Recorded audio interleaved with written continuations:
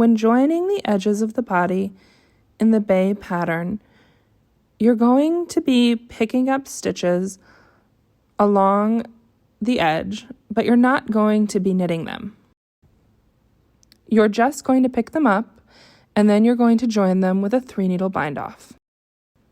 So the way that I recommend doing this is by picking up the bar between the stitches, between this final column of garter stitches on the edge here, and the first column of knit stitches that constitutes the body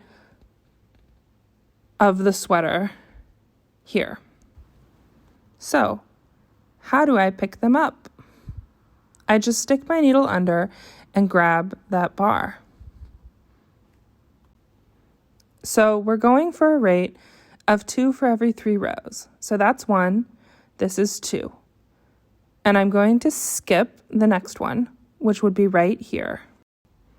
So skip that one, and then go to this one, and now I'm into the ribbing. So instead of a contrast between garter edge and stockinette, it's garter edge and purls, but the concept is the same. So I've picked up one, I'm going to pick up the next one, skip the third one there, and go in here, 1, 2, skip, 1, 2, and so on. Now the thing to keep in mind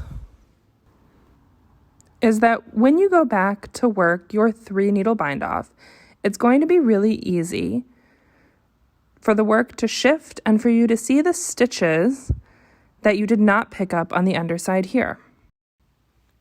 So when you put your edges together, be sure to pull the edge of the fabric down like that. So all you're seeing is the picked up stitches from the right side on your needle. And that's it.